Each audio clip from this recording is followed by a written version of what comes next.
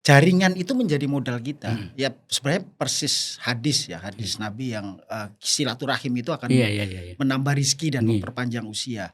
Gula itu selalu didatangi semut.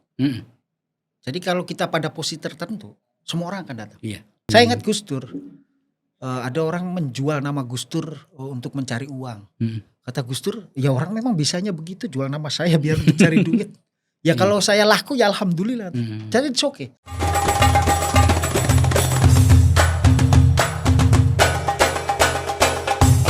Sinihbar, Siniar Ikhbar. Assalamualaikum Ikhbarian, kita kembali lagi di Sinihbar, Siniar Ikhbar. Ada sesuatu yang populer di luar sana.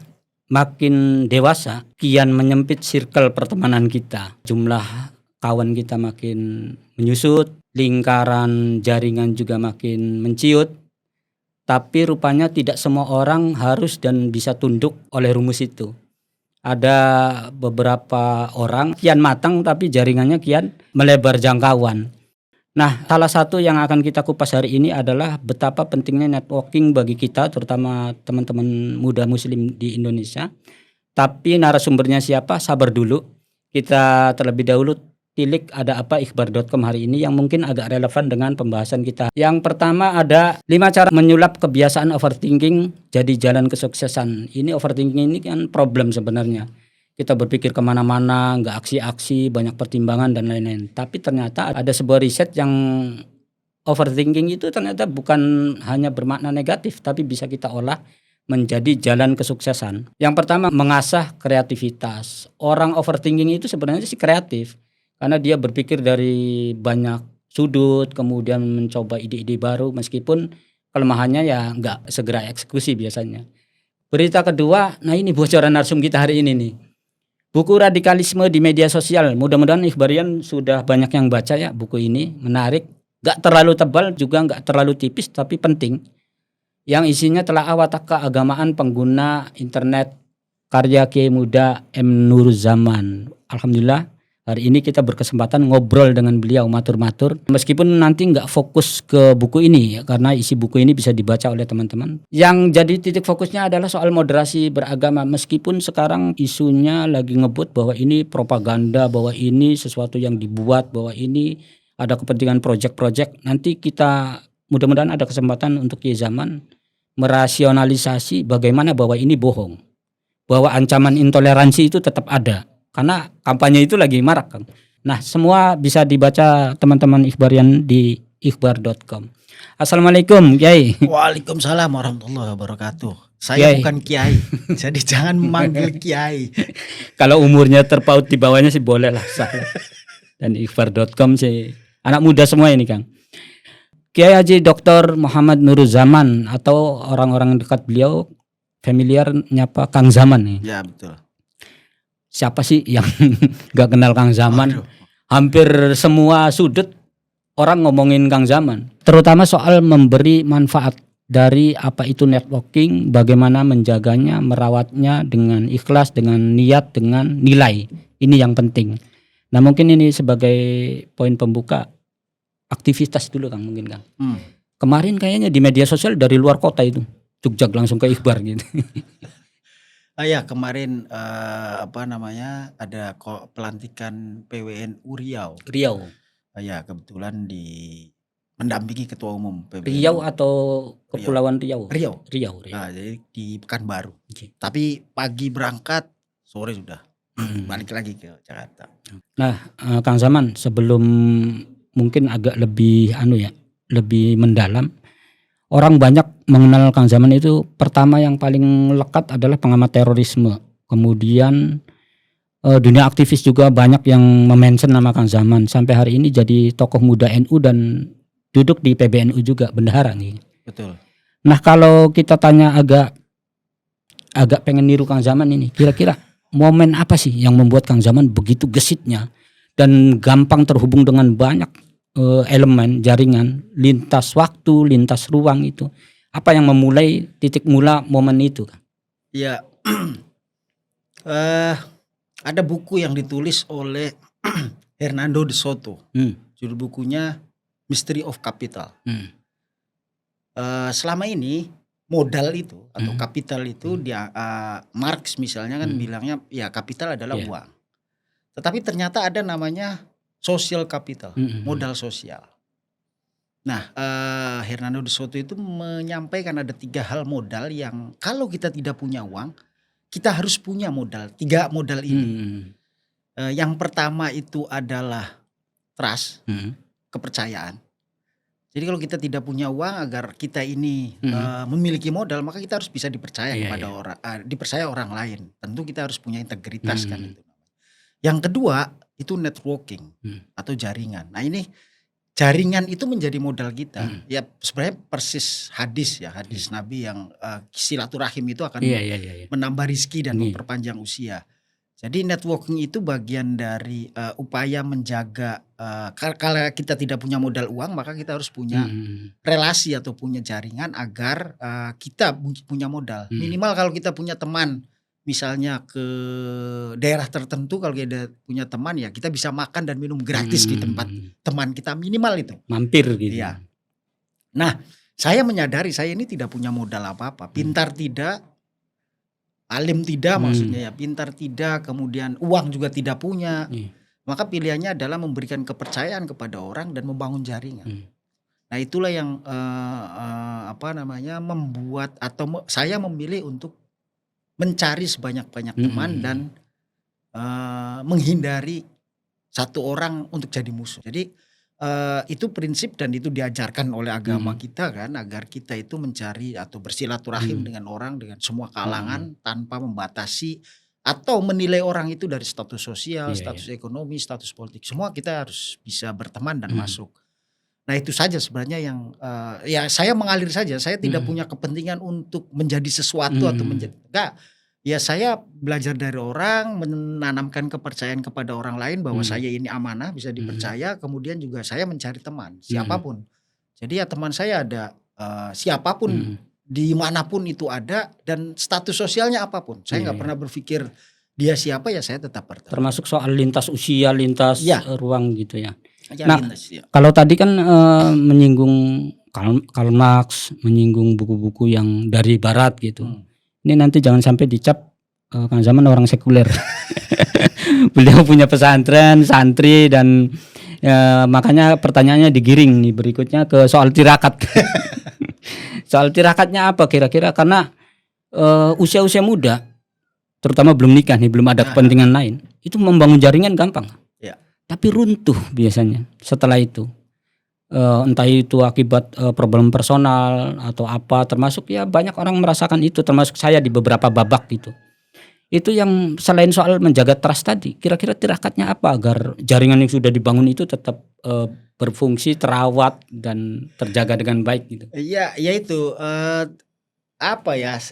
Tirakat menurut saya normal ya, seperti halnya orang lain sebenarnya melakukan kegiatan atau tirakat dalam tanda petik itu biasa saja. Ya puasa ya kadang-kadang enggak, wiridan atau membaca aurat juga ya tertentu saja, tidak seistiqomah orang yang berada di masjid atau apapun. Ya saya diberi ijazah oleh orang tua saya dan saya laksanakan dimanapun tempatnya. Misalnya lagi nyupir, lagi ngobrol, lagi apa, saya baca tapi di dalam hati saja. Nah itu saya lakukan dan menurut saya itu kemudian mengirim Fatihah mungkin ya. Mengirim Fatihah. Jaringan dengan leluhur juga. Ya, itu penting itu. Itu sebenarnya mengirim Fatihah kalau orang yang tidak mengakui Fatihah itu sampai misalnya ya urusan orang itu. Tetapi sebenarnya itu lebih membangun hubungan agar kita masih merasa menjadi bagian dari leluhur kita yang dulu. Nah yang kedua itu tadi sebenarnya. Yang paling penting, tirakat yang paling penting sesungguhnya adalah integritas. Kita memberikan kepercayaan kepada orang lain, dan orang itu bisa percaya sama kita. Itu saja. Dan kita nggak usah muluk-muluk kita berteman itu tidak punya maksud dan tidak punya kepentingan dalam berteman. Itu sebenarnya kuncinya. Nah ini secara teknis Kang, kadang bukan tidak melulu negatif sih. Orang berjejaring itu berbasis kepentingan atau proyek atau momentum biasanya. Saya tiba-tiba WA Kang Zaman, ini kepentingan podcast. Selamat Hari Raya ya jarang, selamat ulang tahunnya jarang yang.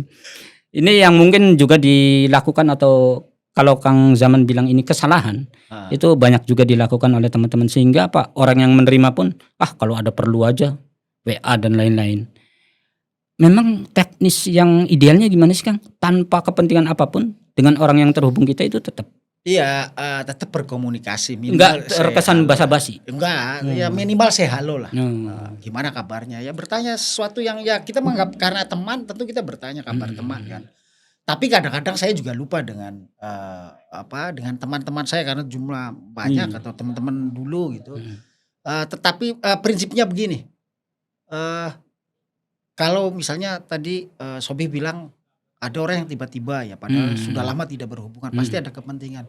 Saya selalu berpikir ya mungkin suatu saat di ajaran agama, di pesantren itu diajarkan menolong orang itu anggaplah bagian dari kehidupan kita yang mungkin pada suatu saat kita akan mendapatkan kesusahan dan mendapatkan kemudahan. Jadi kalau kita memudahkan orang, maka kesulitan-kesulitan kita akan dimudahkan oleh Allah. Nah itu saja sebenarnya. Jadi saya nggak pernah berpikir aneh-aneh. Yang lucu kan karena saya punya Twitter, punya Instagram itu, tiba-tiba orang yang saya juga tidak tahu DM ke saya cerita. Saya nggak tahu itu menipu atau tidak. Ibunya sakit, keluarganya belum makan, anaknya mau sekolah, kirim rekening dan lain-lain. Ya saya tidak punya pretensi apapun. Saya berpikir positif saja. Kalau saya ada rezeki ya saya berbagi. Toh dia permintaannya juga tidak banyak. Kalau tidak itu ada bagian ya dari resiko ya. bagian dari resiko itu berhubungan kita dengan siapapun dan kita meyakini ini bagian dari yang kita lakukan, bagian dari tirakat kita. Itu saja sih sebenarnya. Jadi banyak sekali orang yang saya nggak kenal juga siapa, tetapi kemudian DM saya dan meminta tolong. Ya kalau saya bisa menolong saya bantu. Tanpa pretensi, tanpa. Tapi risiko lainnya bagaimana Kang kalau itu bertabrakan atau berpotensi bertabrakan dengan norma? Misalnya orang melihat Kang Zaman sebagai tokoh nasional yang pernah ada di jajaran menteri, staf menteri gitu, staf sus atau di PBNU atau apa, mereka meminta tolong untuk hal yang diantarkan, itu gimana cara menangkap? Tentu pertolongannya adalah pertolongan yang kemanusiaan. Misalnya orang yang minta pertolongannya adalah sesuatu yang menyalahi aturan, tentu kita tidak. Saya akan sampaikan baik-baik. Ada orang yang minta tolong tiba-tiba untuk menjualkan sesuatu misalnya. Tetapi kalau apa yang bisa saya bantu? Saya punya ini, barang ini, saya mau jual. Nah, ini kalau melanggar aturan nggak? Kalau melanggar aturan, saya nggak mau. Itu harus jeli betul ya Kang? Iya, kita harus tahu dan harus. Jadi ya kita selalu berprasangka baik kepada orang dan kita berusaha membantu semampu kita. Kalau nggak bisa ya tentu kita sampaikan apa adanya. Nah kan kalau berbicara jaringan dari pengalaman personal saya ya, itu kan linear istilahnya. Saya wartawan, suka nulis, beberapa kali misalnya geser ke sastra ya penulis, ya itu aja lah pokoknya. Tapi kalau Kang Zaman kan ini agak ekstrim perpindahannya kan. Sesekali ngurusin soal intoleransi, soal terorisme, soal moderasi beragama, soal soal politik dan banyak hal lah. Itu gimana cara ngorkestrasi atau beradaptasinya di setiap jaringan itu? Iya tentu harus pertama kita minimal tahu dan mengenal dunia itu. Saya menjadi paham soal terorisme radikalisme karena saya belajar, baca dan lain, kemudian berteman dengan orang-orang yang memang konsen di dunia itu. Maka kemudian ya saya bisa dan menguasai. Dan isu intoleran atau moderasi ya mirip-mirip seperti itu saja. Tetapi kemudian yang paling penting actionnya kan, apa yang bisa dilakukan. Kalau isunya sama ya kita bisa melakukan. Di dunia politik kebetulan banyak teman di dunia politik, sering ngobrol, sering ketemu, sering ngopi. Jadi ya kita masuk di ruang itu. Kemudian di dunia wartawan juga kan ada ente misalnya teman, ada beberapa teman lagi. Jadi kita bisa nyambung semua karena kita tidak membatasi circle kita hanya yang yang kita sukai saja. Tetapi semua, karena saya meyakini itu semua itu punya manfaat yang besar buat diri kita. Karena teman itu apapun statusnya, sekali lagi jaringan itu ya tidak harus dibatasi hanya dengan kesenangan kita. Ya kita harus membuka diri untuk bertemu dengan siapapun. Apalagi kalau misalnya kita sudah pada posisi tertentu. Ya kita harus membuka semua prasangka praduga kita, termasuk menurunkan ego kita untuk bisa menerima dan berteman dan bergaul dengan siapapun. Termasuk kepiawaian Kang Zaman menurunkan ego itu ketika diundang juniornya di ikhbar.com. Beliau oke, itu langsung oke. Saya senang karena apa? Karena ada teman yang relatif jarang ya membuat kegiatan seperti ini. Nah, ini bagian dari support saya sebenarnya. Iya. Nah, tadi kita dapat berkah karena didukung, disupport oleh Kang Zaman. Tapi bagian dari pertanyaan soal networking nih. Jaringan kita kan berbagai macam karakter orang dan potensinya melakukan apa gitu. Tapi ketika di salah satu elemen jaringan kita itu sedang tertimpa atau tertuduh atau dilanda isu yang agak negatif. Lepas dari benar atau tidaknya. Itu apa yang harus kita lakukan? Apakah membela membabi buta tanpa cross check atau kita pura-pura diam tiba-tiba tidak ada tanggung jawab untuk membela dan lain-lain? Itu seperti apa realnya? Iya, kalau saya tentu saya akan klarifikasi ke teman kita kan. Kalau misalnya kita punya jaringan, punya teman, kemudian dia lagi kena musibah, ya tentu kita akan datang. Gimana? Sebagai teman tentu kita harus membantu. Tapi kita harus tahu masalah yang dihadapi dan semampu kita. Artinya kita sampaikan, saya mampunya seperti ini, bisa membantu Anda. Tetapi itu bagian dari merawat jaringan. Karena begini, gula itu selalu didatangi semut. Jadi kalau kita pada posisi tertentu, semua orang akan datang. Iya. Ngaku sedulur kabeh. Ya. Semua Mengaku orang saudara. akan datang. Tapi ketika kita punya masalah, maka akan bubar semua. Nah, itu yang biasa terjadi. Ya. Nah, sahabat atau teman sesungguhnya itu adalah ketika dia datang ketika ada masalah. Ketika kita ada kesenangan, dia nggak ada. Itu teman ya, sahabat. Jadi kalau ada kesusahan dia datang membantu, itu sahabat. Apapun sebenarnya kalau sahabat, ya minimal mensupport lah. Kalau tidak bisa membantu melakukan apapun, ya minimal mensupport, menemani. Itu menurut saya. Ini penting ya, karena karena orang itu selalu, ya itu tadi soal manfaat. Kita saya berteman dengan Sophie, manfaatnya apa ya? Ya kalau sekarang sih nggak ada. Kan orang berpikirnya begitu selalu. Saya berteman, apa manfaatnya ya? Padahal menurut saya bukan itu sebenarnya. Kemanfaatan itu bukan hanya pada soal posisi, soal kenyamanan, fasilitas, akses. Tetapi berteman sesungguhnya saling memanfaatkan, saling bermanfaat. Karena itu tadi, kalau ada kesusahan ya kita mendapatkan support dari teman kita. Ya kita akan tahu sebenarnya mana teman yang asli atau tidak itu ketika kita dalam kesusahan. Kalau ternyata benar-benar melanggar atau sesuai yang diisukan, ya kita support saja. Kita menemani lah. Kalau kita tidak terlibat atau dengan teman kita ini, dan kita support dan kemudian kita mengingatkan, ya hadapi saja. Berarti bahan permenungannya bukan di isu itu, tapi perjalanan kita bareng. Betul. Itu ya Kang? Iya, harus begitu dong. Jadi kalau kita teman punya masalah atau terjerumus sesuatu, ya kita harus membantu dia semampu kita. Ya mungkin kita ini kan manusia, ini kan tempatnya salah dan dosa. Tidak bukan malaikat kan. Maka ketika teman kita memiliki kesalahan, melakukan kesalahan, ya kita datang mengingatkan dan kemudian menemani agar kesalahannya tidak dilakukan lagi atau apa. Itu yang harus dilakukan sebagai teman tentunya. Dan itu bagian dari merawat jaringan. Itu penting menurut saya. Nah, Kang Zaman sampai di hari ini jadi tokoh muda nasional yang nggak luput dari sorotan media misalnya. Itu kan perjalanannya cukup jauh Kang. Kalau kita mengingat itu dari tahun 90-an, 94 Kang Zaman sudah aktif, rajin sowan ke kiai-kiai gitu, dan dunia aktivisme juga akrab dengan Kang Zaman. Kalau saya boleh nanya, kira-kira apa yang membedakan dunia berjejaring waktu masih di lapangan dulu zaman aktivisme dengan sekarang yang tadi sudah jadi gula misalnya semut pada datang, itu apa yang paling mencolok Kang, sikap yang harus ditunjukkan?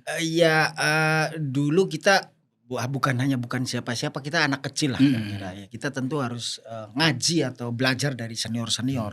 Maka saya sowan ke senior-senior, mendapatkan ilmu dari senior-senior itu.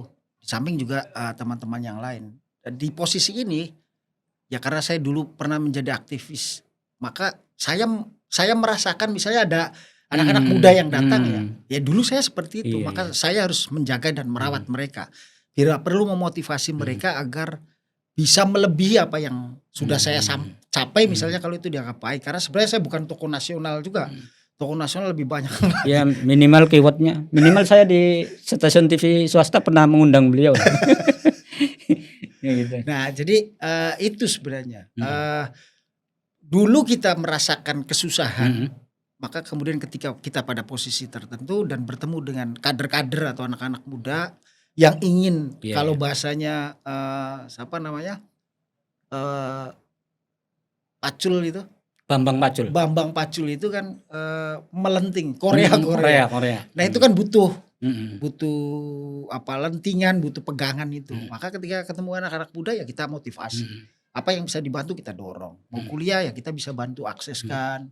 Seperti itu aja sebenarnya. Kalau kritiknya kan apa yang dulu dilakukan oleh Kang Zaman dan sekarang cenderung enggak dilakukan anak sekarang ketika mendekati Kang Zaman. Ya itu tadi, karena kepentingan saja. Mereka tidak mau belajar. Mereka hanya mau melihat apa yang sudah diraih oleh orang yang dihadapi. Jadi mereka tidak pernah tahu proses yang dialami. Banyak orang sukses itu prosesnya cukup panjang dan lama. Dan berdarah-darah juga kan. Nah itu yang orang tidak tahu. Mereka hanya melihat enak sekali sekarang kan. Tapi proses yang dialami tidak tahu dan tidak mau belajar dari proses itu. Padahal banyak hal. Misalnya begini, saya selalu menolak sekarang kalau ada teman mengundang atau aktivis muda itu mengundang kegiatan untuk mengisi acara, saya selalu menolak sekarang. Kenapa? Karena saya memberi kesempatan yang lebih muda lagi agar bisa tampil. Karena itu bagian dari proses. Kalau saya terus gak ada kader lagi kan. Jadi saya menolak, udah yang lain saja. Kalau di Cirebon Kang Zaman kayak Reza Rahardian di film. Kang Zaman Ya makanya saya kan selalu orang lain. Saya sudah pensiun lah kira-kira untuk itu. Lebih banyak orang yang lebih pintar dan nah kritik saya, anak-anak muda sekarang tidak mau berproses. Mereka hanya melihat hasil, tidak mau mengikuti prosesnya yang berdarah-darah itu. Atau barangkali mereka nggak tahu atau nggak punya bahan mutolaah sih Kang. Tanda kutip berdarah-darah itu kan banyak dilalui oleh Kang Zaman. Satu aja Kang, satu frame atau kisah cerita, kamu berani nggak atau pernah nggak merasakan hal seperti itu? Yang dimaksud berdarah-darah waktu muda dulu. Ya dulu saya ini kan naiknya angkot. Di Jakarta, di Cirebon, dimanapun, ya karena nggak punya uang ya kita naik angkot, tidur di masjid. Apa anak-anak muda sekarang ada yang mau melakukan itu? Nggak nongkrong di kafe. Mana pernah kita nongkrong atau makan di tempat? Ya anak-anak muda sekarang kan nongkrongnya di kafe. Dulu enggak. Kita ini dulu beli bajunya loakan. Anak muda sekarang mana ada yang mau? Kita ini dulu ada thrifting tapi ya mewah juga. Betul.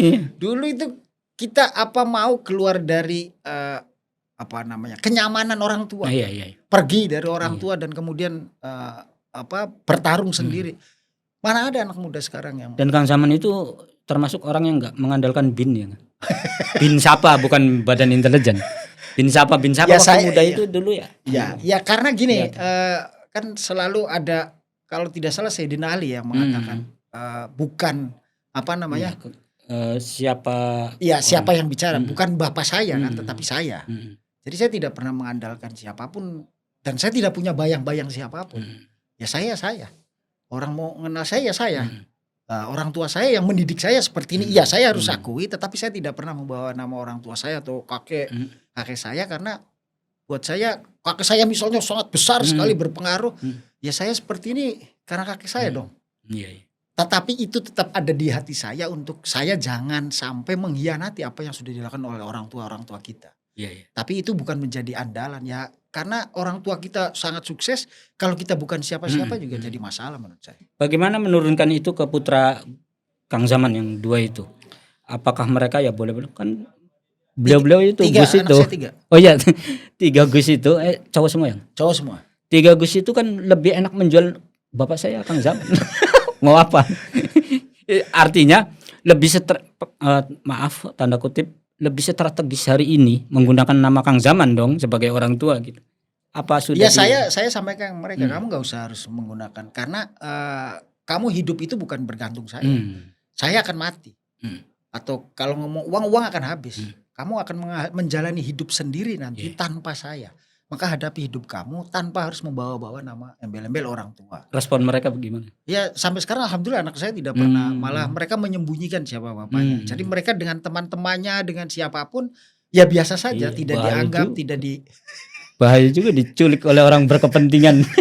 Ya enggak lah, siapa? Kang Zaman rekomendasikan saya atau anak. Iya. Itu penting ya Kang ya, untuk memikirkan itu antisipasi itu. Ya sangat penting menurut saya karena kemandirian. Mm-mm. Orang ini kan kayak saya juga melihat ente kan tidak mengandalkan siapapun, tapi siapa yang bisa? Karena memang nggak punya siapa-siapa. Siapa yang bisa menilai atau melihat sekarang Shopee? Iya. Orang melihat Shopee juga sangat luar biasa di urusan Amin, media. amin. Nah, termasuk saya kan. Amin. Itu maksud saya. Tapi kan orang tidak pernah, ya diri kita sekali lagi kita meningkatkan kapasitas kita untuk diri kita, bukan untuk siapa-siapa. Orang tua kita ya itu menjadi amal jariah orang tua kita karena kita melakukan ini kan, itu kalau menurut saya gitu. Nah, merawat jaringan Kang, kembali lagi berbasis kepentingan itulah salah satu yang membuat anak-anak muda usia saya sekarang itu jaringannya rapuh.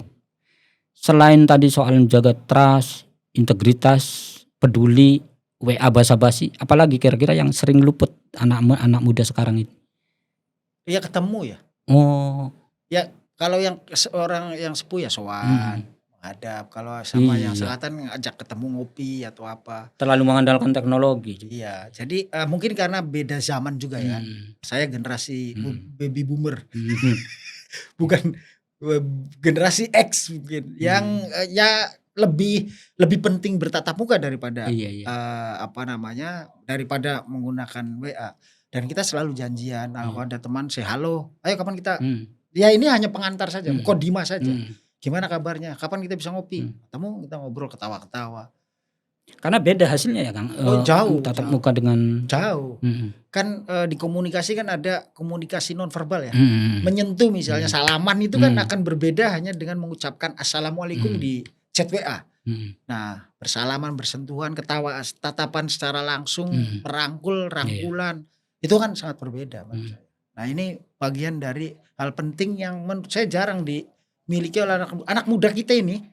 Ya ketemu di kafe, tapi mereka sibuk dengan handphone masing-masing. Nggak ngobrol kan. Tapi atau velocity gitu. Atau bikin konten. Iya. Kang, ikhbar.com mohon kebersediaan waktu Kang Zaman itu diantaranya karena orang yang hari ini menurut kami paling lekat piawai dalam menjaga networking melalui nilai-nilai yang strategis itu Kang Zaman. Tapi ternyata networking itu kan nggak semuanya dibeberkan kan.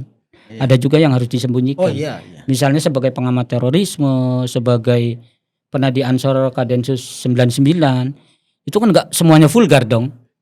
Itu gimana cara mengaturnya? Dan potensi itu kan taktis dan berpotensi ancaman.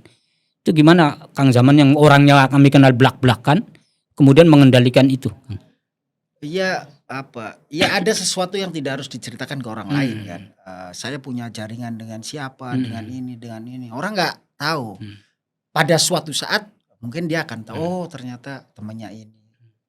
Jadi ya kita harus bisa menjaga diri sebenarnya. Saya tahu misalnya ada kalau di teroris tiba-tiba ada bom meledak dulu itu ya karena saya punya teman dan jaringan di situ. Kalau sekarang misalnya pengen tahu geopolitik di Suriah, di Yaman, saya ada teman yang paham soal itu. Jadi saya bisa kontak, kita undang ngopi, kita ngobrol, saya pengen tahu dong apa. Dia ceritakan. Saya punya pengalaman ikhbarian semua. Kita menyebut teman-teman penonton itu ikhbarian. Mungkin ini karena Kang Zaman sudah melihat bentar lagi mungkin. Saya dibisiki Kang Zaman, bentar lagi ada toko A rame nih. Isu begini-begini, lepas dari benar tidaknya. Coba 10 menit kemudian buka Twitter atau berita. 10 menit rame bener. Padahal waktu kita ngobrol itu Kang Zaman matur-matur itu gak ada apa-apa. Gak disebut tokohnya ya.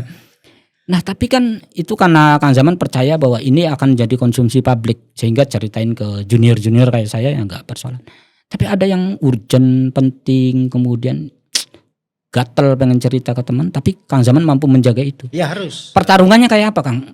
Kan nggak mungkin. Ya kalau sudah kejadian baru kita cerita. Sebenarnya saya udah tahu kan. Ngalamin pertarungan kayak itunya gimana Kang? Berat ya? Menurut saya enggak lah. Kalau kita sudah terbiasa. Saya ini dikader oleh Pak Asad ya. Oh Wakabin dulu. Jadi saya diajar beliau untuk bisa jaga mulut juga. Ada hal-hal yang tidak boleh disampaikan ke teman dan lain-lain. Dan ya menurut saya ada yang tidak perlu dipublikasikan ke orang lain kan, hanya untuk konsumsi sendiri atau terbatas kalangan 1-2 orang saja. Saya kalau isunya atau informasinya strategis, saya akan pasti sampaikan ke orang yang memiliki Potensi bersentuhan dengan ya itu. dengan itu saya harus sampaikan. Hmm. Saya ceritakan begini-begini agar dia bisa mengambil sikap atau pilih. Karena kecenderungan anak-anak sekarang itu cenderung ya, nggak generalisir, itu agak agresif kan. Apa-apa langsung di forward, apa-apa langsung diinfokan karena informasi. Orang sekarang yang keren itu yang banyak informasi gitu kesannya. Yang paling kecelakaan itu di grup-grup PA dan paling sederhana itu berita orang meninggal. Ya kan, toko besar cepet-cepetan padahal hoax misalnya, akhirnya malu juga kan. Nah ini cara tips lah, kalau tadi Kang Zaman sudah biasa dengan personalnya, tapi tips bagi anak muda cara mengatur ini Ya gimana? di cross check kalau yang sifatnya umum ya tentu harus informasi itu kan tidak semuanya benar. Dalam ilmu intelijen itu ada namanya kontra intelijen. Kadang-kadang informasinya salah tetapi memang sengaja diinfokan agar semua orang mengakui yang salah itu benar. Oh iya. Jadi kan maka harus repetisi itu ya. Akhirnya maka pilihannya adalah melakukan cross check dan menganalisis. Bersikap kritis itu penting. Kalau mendapatkan informasi kritis. Kritis itu bertanya, ini benar enggak sih? Kenapa? Kira-kira begitu. Nah, untuk menjaga itu pilihannya adalah ya bersikap kritis, kemudian melakukan cross check atau bertanya yang kita menganggap dia akan lebih tahu terkait informasi ini. Benar enggak ada seperti ini? Nah, kan kalau dia bilang enggak, berarti wah ini informasi salah ini. Iya. Kembali ke awal lagi Kang. Kang Zaman tadi menceritakan bahwa menghubungkan atau terhubung dengan seseorang itu tanpa hitung-hitungan untung rugi gitu. Ya. Nah terus bagaimana Kang? Yang Kang Zaman hadapi itu ya mungkin bapak untung rugi. Mungkin ada orang yang memanfaatkan hubungannya atau saya misalnya dimanfaatkan oleh teman saya atau oleh orang lain. Ya it's okay, biarkan saja. Saya ingat Gus Dur, ada orang menjual nama Gus Dur untuk mencari uang. Kata Gus Dur, ya orang memang bisanya begitu, jual nama saya biar mencari duit. Ya kalau saya laku ya alhamdulillah. Jadi it's okay. Memang kemampuan mereka seperti itu. Kecuali kalau memang urusan dengan hukum gitu ya. Kecuali misalnya melakukan penipuan atas nama kita. Nah baru kita kan tentu harus melakukan klarifikasi. Jadi hal-hal yang masih lumrah oke lah, masih bisa kita. Tapi kalau yang berlebihan dan berhubungan dengan nama baik, kemudian harga diri, kemudian merugikan orang lain, ya tentu kita harus perbaiki itu. Tapi kan semuanya nggak berjalan mulus Kang ya. Nggak semua jaringan yang begitu luas dikelola atau diorkestrasi Kang Zaman itu awet dari sekarang. Ada kan yang putus, ada yang itu putus. Kalau nggak nyebut orang atau lembaga atau momentumnya atau isunya yang proyeknya gitu atau apanya penyebab keterhubungannya, itu yang putus dan jadi pelajaran terpenting itu kenapa? Saya nggak tahu ya. Tapi gini, yang saya tahu karena saya tahu dia manfaatin saya gitu. Meskipun tadi aslinya nggak apa-apa juga. Aslinya nggak ada masalah. Tetapi kalau lama-lama juga capek kan. Berulang kali. Ya sudahlah. Ya kita berteman biasa saja. Maksudnya tidak terlalu menjaga. Tapi posisinya sudah mulai menjaga saja. Tidak berlebihan. Tetapi alhamdulillah selama ini sih saya menjalin hubungan banyak dengan orang, dengan teman ya kita relatif. Walaupun orang itu misalnya ketika kita sapa nggak menegur atau nggak menjawab, ya mungkin dia sibuk. Kita berprasangka baik saja lah. Kita terus. Pada suatu saat dia akan ketemu dan pasti juga saling membutuhkan. Apa momen yang paling ini Kang? Paling merasa, duh saya terancam akibat dari elemen-elemen jaringan yang terkonek dengan Kang Zaman. Pasti kayaknya ada deh. Gara-gara si A bermasalah, saya kena tembak juga nih. Saya karena nothing tulus ya. Jadi ya paling klarifikasi ke orang yang nggak usah atau saya diemin. Saya berkali-kali saya masih tetap berteman dengan orang itu padahal saya tahu orang ini memanfaatkan saya secara materi, secara ekonomi, secara sosial, secara politik, secara jaringannya juga gitu ya. Ya saya biarkan saja. Orang akan tahu pada saatnya. Banyak elemen, kemudian ada banyak yang orang atau lembaga atau elemen yang dekat dengan Kang Zaman, tapi mereka berkonflik. Kalau ngomongin saya akan menengahi, klise dong Kang. Ya. Biasanya apa yang dilakukan oleh Kang Zaman?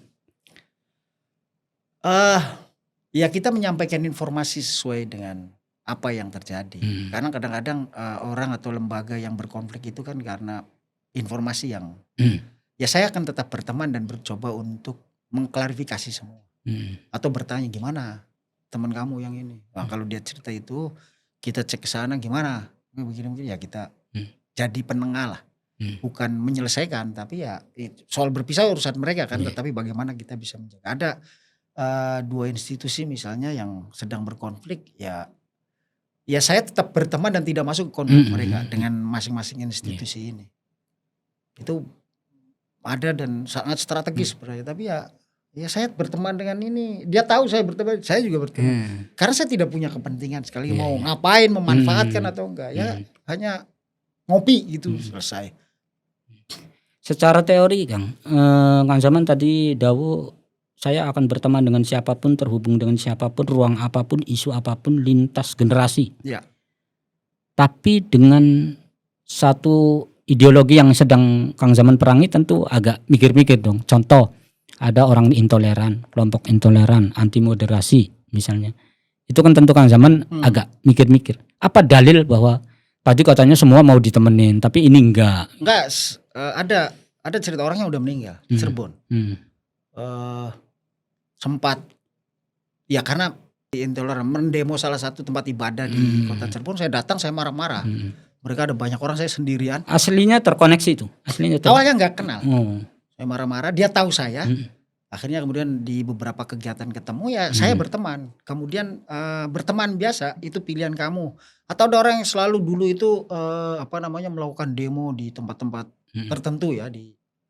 Kemudian ya ketemu saya, ya saya bicara baik-baik. Saya selalu bilang prinsip saya, kalau kita ini tidak boleh seperti posisinya seperti polisi. Kita ini orang sipil. Kalau mau melakukan tindakan, biar polisi. Kamu informasikan. Itu prinsip saya. Tapi kalau kamu melakukan itu, menurut saya itu salah. Karena ini negara, hukum yang harus diatur.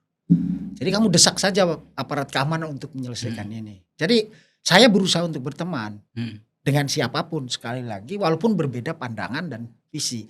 Nah, tetapi sebagai manusia kita tentu harus menghargai, ini kan bukan soal dianya, tetapi cara berpikirnya saja. Berkali-kali, walaupun saya pernah konflik sampai fisik misalnya dengan salah satu orang yang relatif terkenal juga di kota Cirebon ya. Ya tapi saya tetap mau berteman dengan dia. Ya ketemu saya halo. Secara personal nggak ada masalah lah. Gitu. Secara personal nggak ada masalah. Tapi pikiran dia itu yang sedang saya perangi gitu. Iya. Kecuali ketemu di lapangan. Ketemu di lapangan dan saling, ya tentu kita harus menyelesaikan cara baik-baik juga. Berkali-kali saya melakukan itu. Dan kita bisa bicara. Ya bubarlah daripada bentrok kan gitu. Udahlah kita selesaikan, ngobrol kan bisa.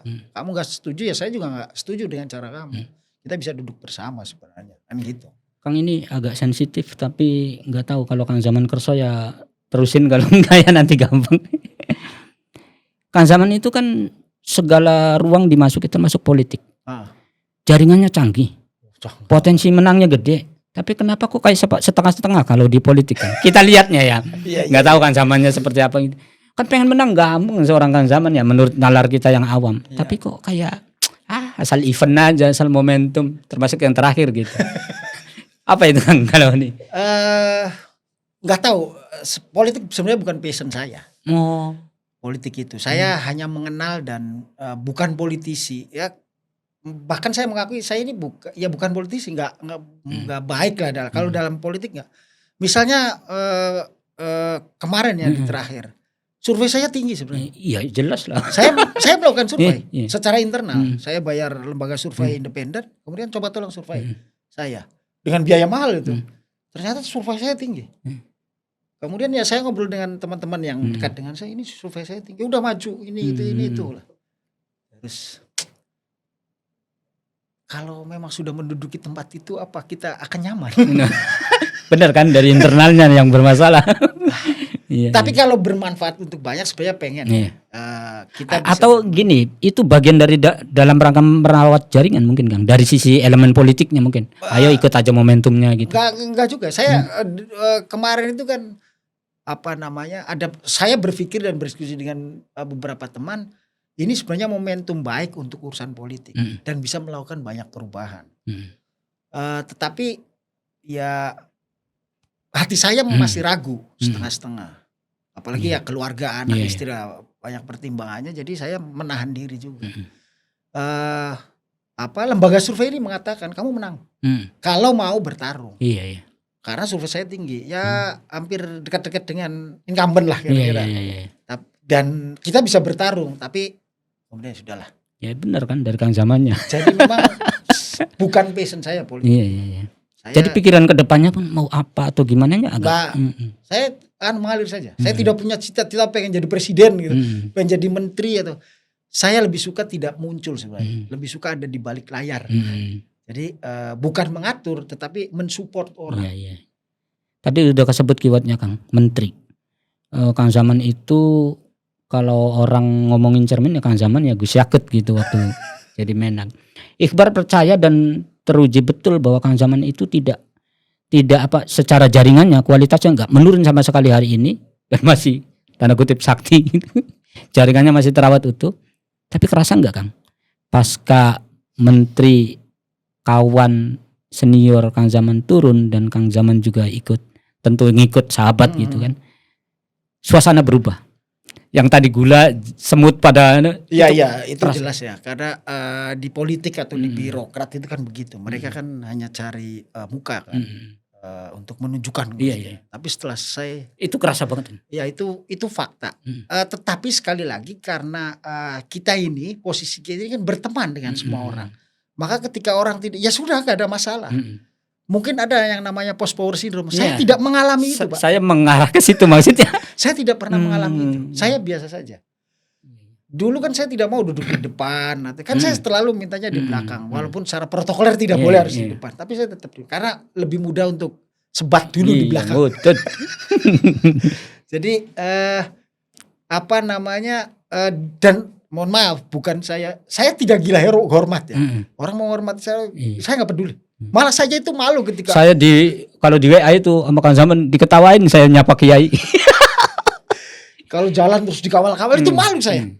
Nggak tahu, saya tidak terlalu jadi passion saya itu sebenarnya ada di balik layar, bukan jadi penentu juga, tetapi mensupport orang saja, membantu orang untuk menyelesaikan sesuatu. Oke, kita yang diskusi gitu. Tapi kalau untuk di depan apa itu, saya merasa saya bukan passion itu. Ada orang yang menjauh atau orang yang karena soal posisi politik, ya urusan dia kalau buat saya. Tapi saya tetap berusaha untuk mencoba berteman dengan mereka siapapun. Misalnya di Kementerian Agama sudah selesai, saya masih kontak dengan teman-teman saya yang ada di dalam Kementerian Agama. Dan kalau saya butuh sesuatu untuk minta tolong, ya saya tetap minta tolong. Tapi semut-semut itu nyingkir sekarang. Ya orang-orang yang tiba-tiba baru kenal ya orang yang punya kepentingan pasti akan menyingkir. Kang, itu menarik buat saya pribadi dan semua teman-teman muda kayaknya. Post power syndrome itu musuh yang nggak kelihatan. Iya. Makanya gimana cara Kang Zaman menaklukkan itu Kang? Ketika kita berada di posisi tertentu atau posisi puncak itu, kita jangan pernah merasa berada di posisi puncak. Karena posisi itu pasti akan turun. Iya. Jadi ya biasa saja. Kalau kita diberi amanah, ya kita harus menjalankan amanah itu dengan sebesar-besarnya, dengan tanggung jawab yang sebesar-besarnya, dan memberikan manfaat sebanyak-banyaknya kepada orang lain yang tentu tidak melanggar aturan dan aturan-aturan ya. Nah kemudian tidak boleh merasa berada di posisi ya biasa saja gitu. Nggak usah. Dulu di kemarin saya nongkrongnya dengan satpam kok. Makanya di warung, ada warung di belakang. Iya, kantin. Tapi yang pojok itu. Makanya di situ sama satpam apa bayar. Itu dendengnya enak. Jadi pasti ya biasa saja. Iya. Posisi itu bisa ditinggalkan kapan-kapan. Tetapi berteman dengan orang itu tidak akan pernah yang tulus ya, tidak akan pernah hilang. Jadi nggak penting buat saya posisi itu. Saya pernah mengalami di posisi yang paling bawah dan ya minimal pada posisi tertentu walaupun bukan puncak ya. Ya menurut saya sama saja biasanya. Bahkan saya lebih merasa nyaman tidak mendapatkan posisi apa-apa. Saya kemana-mana enak tanpa harus ada yang ngawal, ada yang ngurung, membuat agenda dan lain-lain. Ini soal passion menurut saya. Ada orang yang juga, nah mungkin orang yang post power syndrome itu karena dia menempati posisi itu dengan sungguh-sungguh dan menikmati. Nah, bukan untuk memberikan layanan, tetapi menikmati. Maka kemudian yang terjadi ya ketika kehilangan posisinya ya drop, Pak. Iya. Post power syndrome. Kadang kita nggak punya power aja masih sindrom kan. Apalagi orang-orang yang pernah menempati posisi kayak Kang Zaman itu risiko gede itu. Berarti harus mengingat itu masa berproses, masa susah, paling susahnya gitu. Artinya kalau selesai pun ini posisi lebih baik. Yang kedua ini amanat, yang berubah paling agendanya gitu ya, hariannya gitu. Jadi selalu harus seperti itu. Kita mengingat masa lalu dan posisi jabatan apapun itu tidak akan pernah melekat abadi di orang. Hmm. Dia akan, ya dunia ini bulat atau kehidupan kita ini akan berputar. Hmm. Kadang ada di bawah, kadang ada di atas. Jadi kita harus menghargai posisi itu, dan paling penting sesungguhnya adalah anfa'uhum linnas. Memberikan manfaat Iya. dalam posisi apapun kepada semua orang. Hmm. Itu yang paling penting menurut saya. Ketika kita memberikan manfaat di posisi apapun ya nggak ada masalah. Iya. Dan kita tidak akan pernah, ya paling kecewa. Sekarang saya sudah tidak bisa membantu banyak orang lagi. Tidak bisa memberikan manfaat lebih besar ya. Tapi kan kita bisa Atau memberikan secara manfaat lebih cepat gitu. ya, tapi kita tetap masih bisa melakukan, membantu orang lain. Tapi dengan masih kok, cara- Mas Zaman masih sakti kok. membantu orang lain. Iya. Enggak lah sakti. Wali kata tadi obrolan di luar. Ya enggak lah, kita juga sadar diri. Kang tadi Kang Zaman cerita dulu saya sowan ke sana kemari, ketemu langsung, mengutamakan ketemuan langsung dan lain-lain. Sekarang itu anak-anak lebih mudah sebenarnya untuk menghubungi orang, lebih aksesnya lebih cepat, tapi seringkali zong kosong gitu, Ya. nggak ada makna gitu. Ini mungkin agak mengulang pertanyaan ini, tapi sekali lagi saya pengen menghadirkan Kang Zaman untuk berbagi ke teman-teman. Kira-kira kalau dulu zaman manual aja konvensional, Kang Zaman sudah sesukses ini, sebenarnya kita harus bisa lebih dari itu dong. Ya. Satu aja Kang yang perlu diwaspadai oleh anak-anak muda sekarang agar jaringan itu benar-benar terawat gitu. Biasanya ancaman apa? Kadang kebosanan kitanya ya orientasi momentum itu ya kepentingan. Iya karena kepentingan. Sekali lagi karena orientasi kita ketika kita membangun jaringan itu kepentingan. Jadi menurut saya harus tulus atau ikhlas kita bertemu. Ya menjalankan perintah agama saja. Silaturahim. Itu saja menurut saya. Jadi orang kalau di silaturahim akhirnya kan masalah-masalah kan terurai dan terpecah. Ada tuduhan juga, oh ternyata enggak kok. Karena kita silaturahim. Kalau ada tuduhan, kalau kita tidak silaturahim semakin memastikan orang untuk memberikan tuduhan. Maka anak-anak muda sekarang itu komunikasinya harus diperbaiki dengan ke senior tentunya, ke orang-orang sepuh, itu datang. Dulu itu saya ngaji, karena kalau saya datang ke kiai-kiai itu, ya saya mendengarkan beliau menasehati kita atau kita bertanya. Dan siapa bilang kiai itu tidak mau ditanya, karena selama ini menganggapkan dulu ya. Iya. Kiai itu kan Kitanya diem aja nunggu beliau dahulu gitu. Padahal bertanya. Kan orang nggak tahu. Saya ini yang Ki Fuad Hasim, Buntut Pesantren, almarhum itu, beliau itu kan menulis buku. Yang nulisin kan saya ngetik kan saya. Dan bertanya. Coba bayangkan seorang Ki Fuad Hasim yang sangat dulu itu sangat dihormati dan dianggap alim, laduni bahkan. Tapi tetap bertanya ke saya yang bukan siapa-siapa. Ini apa man? Ya saya jelaskan begini. Kemudian saya ke Kiai Usman bin Yahya itu juga saya ngaji ke beliau. Saya ikut kemanapun, saya bertanya, diskusi. Dan ternyata kiai-kiai dulu itu juga punya pengetahuan bukan hanya persoalan keagamaan. Sosial ekonomi politiknya yang sangat dalam. Teori-teorinya paham, Marx paham ini. Jadi saya kan terpacu. Kiai yang alim, ahli usul fikih, Ki Fuad Hasim juga kenal dengan ilmu-ilmu seperti itu. Baca Marxisme juga. Masa? Kan gitu. Dan jadi dulu itu anak-anak muda itu kita itu dulu bahkan mendampingi kiai-kiai ketika kiai-kiai ngomong mencatat dan menulis. Kemudian diterbitkan sebagai tulisannya kiai itu. Tadi sudah ada beberapa tokoh yang disebutkan. Tentu selain Gus Dur ya. Kemudian ada Ki Fuad Hasim, ada Aib Usman. Dan Yahya Masduki. 3 orang kiai yang mempengaruhi saya sebenarnya. Nah tapi itu kan sudah terlalu masyhur dan mungkin jaraknya dengan anak muda sekarang itu agak jauh. Kalau hari ini kan orang kita sih berpikiran ngomongin networking ya Kang Zaman. Tapi yang menginspirasi Kang Zaman orang yang hari ini tokohnya masih ada, masih aktif. Siapa yang patut dicontoh, mengapa dan seperti apa orang? Gus Yahya. Kenapa? Ketua Umum PBNU, saya banyak belajar dan ngaji ke beliau. Saya tahu bagaimana beliau itu dulu diundang kemanapun, saya nganter mau datang ngaji, bertemu dengan siapa. Ya menurut saya itu khas kiai ya. Ciri khas kiai pesantren kan seperti itu. Tetapi juga memiliki wawasan dan pengetahuan dan jaringan yang sangat luar biasa. Bahkan jaringan internasional. Nah itu yang saya sangat kagum ke beliau. Jadi kalau ketemu Gus Yahya itu saya sebenarnya ngaji ke beliau. Sampaikan banyak hal, informasi, pengetahuan, pengalaman. Nah itu menjadi idola atau apa. Sosok paling ideal untuk dipelajari sekarang lah ya. Iya, iya karena termasuk kiai muda kan. Di usia yang bukan sepuh tapi muda, tetapi akses internasionalnya bagus, jaringannya di dalam negerinya juga bagus, dan selalu berprasangka baik kepada orang lain. Tidak mau kepada orang yang sepuh itu sangat santun, sopan, padahal secara keilmuan sangat alim. Nah itu yang menjadi contoh prototip. Menurut saya anak-anak muda harus mencontoh beliau. Nah di episode sebelumnya dengan Kang Hamzah Sahal saya pernah nanyain ini, tapi kayaknya perlu konfirmasi lagi ke Kang Zaman nih, mumpung beliau orang dekatnya juga. Tadi Kang Zaman bercerita bahwa sosok ideal soal networking hari ini Gus Yahya. Terhubung dengan siapa aja, rajin silaturahmi.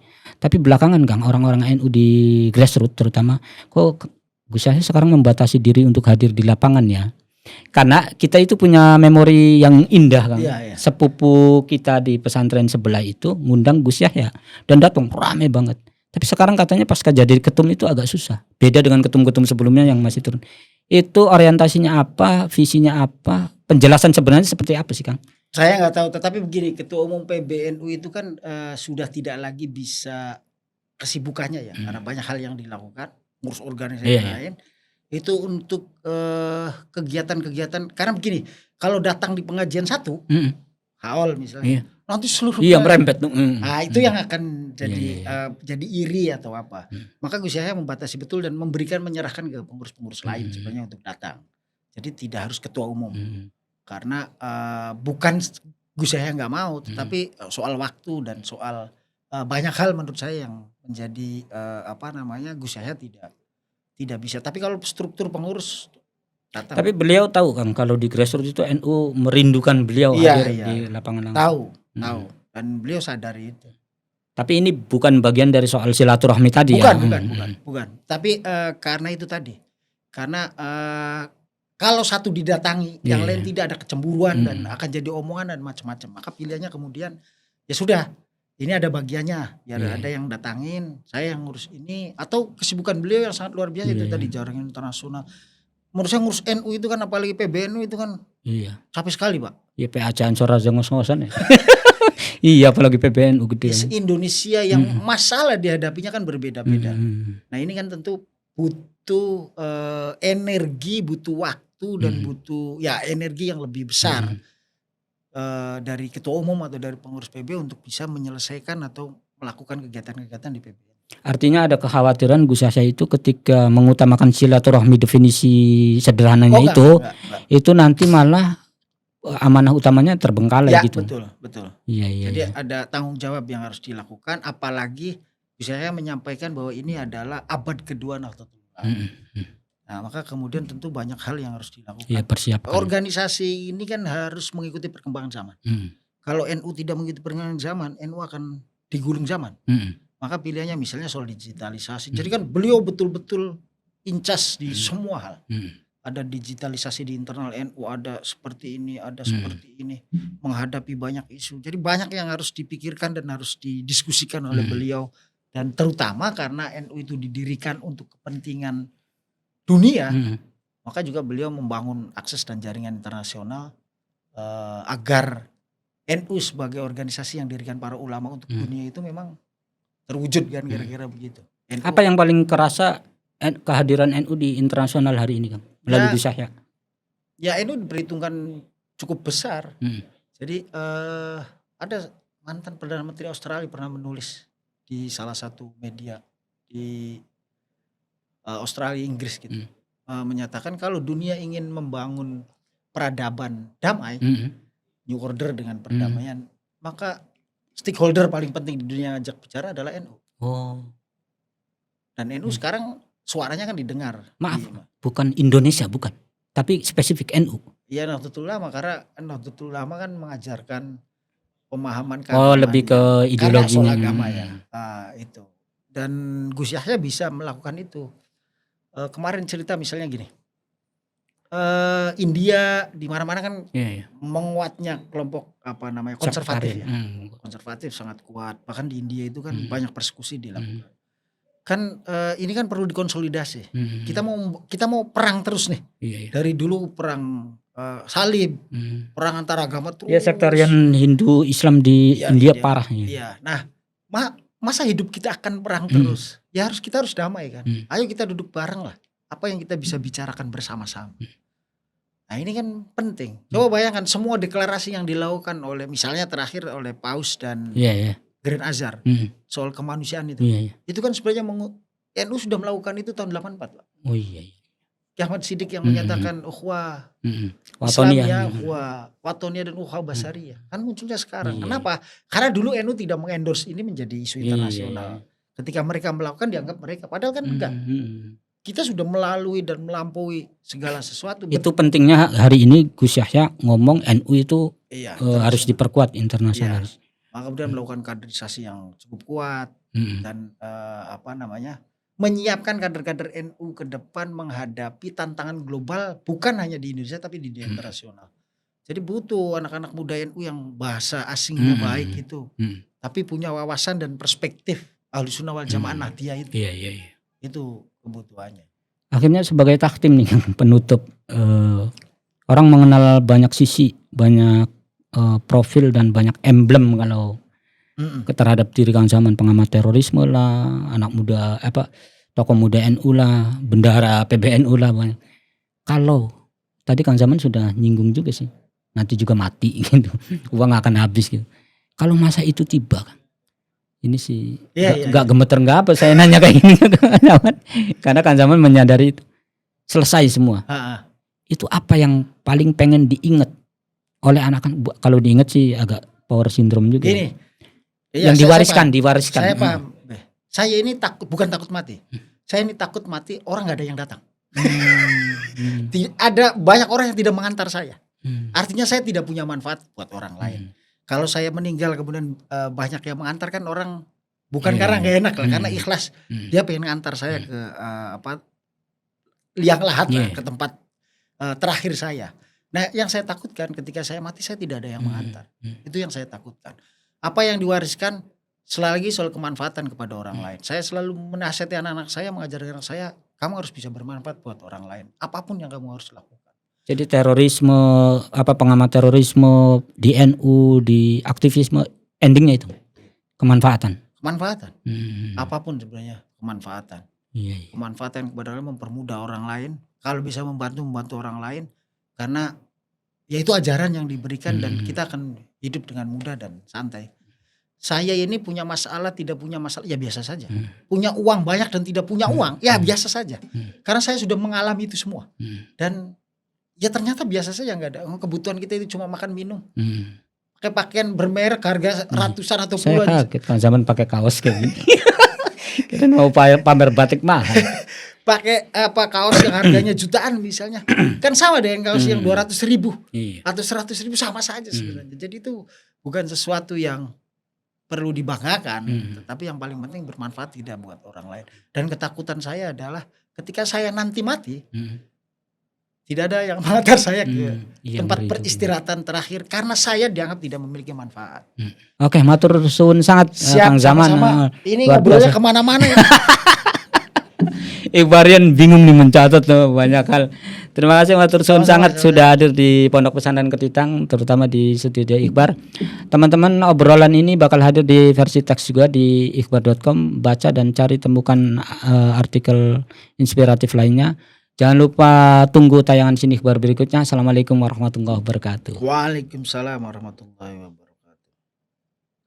Ikhbar.com mengabarkan kebaikan.